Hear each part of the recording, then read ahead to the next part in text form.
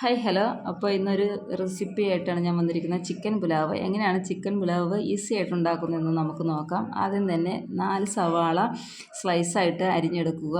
അതിനുശേഷം ഒരു മിക്സി എടുത്ത് അതിലേക്ക് നമുക്ക് ആവശ്യമായ പട്ട, ഗ്രാമ്പു, ഏലക്ക, കുരുമുളക് എന്നിവ എടുത്ത് നന്നായിട്ട് പൊടിച്ചെടുക്കണം.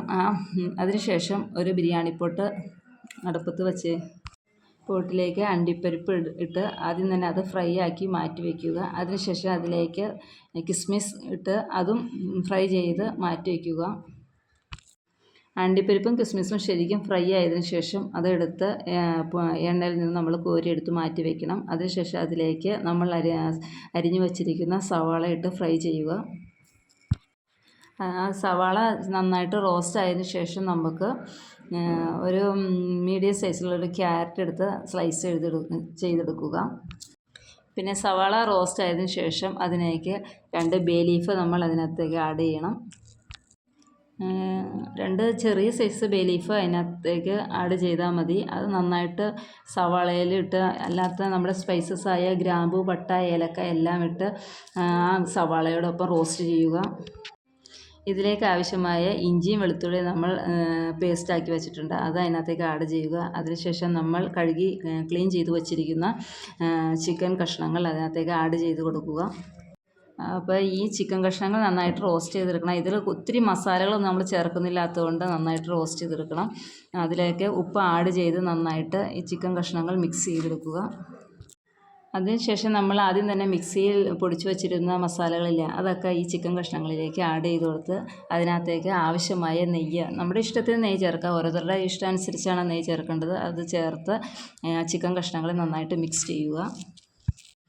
ചിക്കൻ നന്നായിട്ട് മിക്സ് ചെയ്ത് എല്ലാ സ്പൈസസും എല്ലാം കൂടെ ശരിക്കും നന്നായിട്ട് മിക്സ് ചെയ്ത് ആവശ്യമായ നമ്മൾ എന്തോരം അരി എടുത്തേണ്ടത് അതനുസരിച്ചുള്ള വെള്ളം ആഡ് ചെയ്യുക. ഞാനിവിടെ 4 ഗ്ലാസ് അരിയാണ് എടുത്തിരിക്കുന്നത്. അപ്പോൾ അതിനനുസരിച്ചുള്ള 8 ഗ്ലാസ് വെള്ളമാണ് ഇവിടെ ആഡ് ചെയ്തിരിക്കുന്നത്. അപ്പോൾ അരിയും അതിനകത്തേക്ക് ഇട്ട് ശരിക്കും മിക്സ് ചെയ്ത് നന്നായിട്ട് വെട്ടി തിളയ്ക്കുന്ന സമയത്ത് അത് മൂടി വെച്ച് നമുക്കത് വേവാനുള്ള സമയം കൊടുക്കാം. അപ്പോൾ അത് അവിടെ ഇരുന്ന് വേവട്ടെ. അതിൻ്റെ ഇത് കഴിഞ്ഞു. അത് നന്നായിട്ട് വേവട്ടെ അടുപ്പത്തിരുന്ന്. ആ സമയം കൊണ്ട് നമുക്ക് അറിയാമായിരിക്കും എല്ലാവർക്കും സാലഡ് ഉണ്ടാക്കാൻ അതിനാവശ്യമായ ഒരു കുക്കുംബർ ചെറിയ കഷ്ണങ്ങളായിട്ട് അരിഞ്ഞെടുക്കുക. ഈസി ആയിട്ട് ഉണ്ടാക്കാൻ പറ്റിയ ഒരു റെസിപ്പിയാണ് ഈ.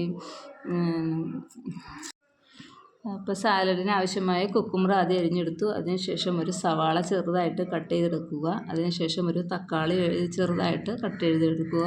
അതിനുശേഷം ഒരു പച്ചമുളകും കട്ട് ചെയ്ത് എല്ലാം കൂടെ നന്നായിട്ട് മിക്സ് ചെയ്ത് ആവശ്യത്തിനനുസരിച്ചുള്ള ഉപ്പും കൂടെ അതിനകത്തേക്ക് ആഡ് ചെയ്ത് ശരിക്കും മിക്സ് ചെയ്തെടുത്ത സലാഡിൻ്റെ ഇത് കഴിഞ്ഞു. അത് നമുക്കെല്ലാവർക്കും നിസ്സാരമായിട്ട് ചെയ്തെടുക്കാവുന്ന ഒരു റെസിപ്പിയാണ്.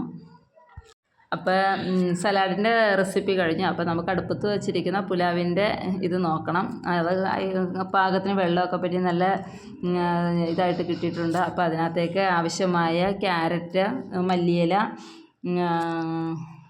നമ്മൾ ആദ്യം വറുത്ത് കോരി വെച്ച അണ്ടിപ്പരിപ്പ്, കിസ്മിസ്, സവാള എല്ലാം ഇട്ട് നമുക്കത് ഡെക്കറേറ്റ് ചെയ്ത് വയ്ക്കാം.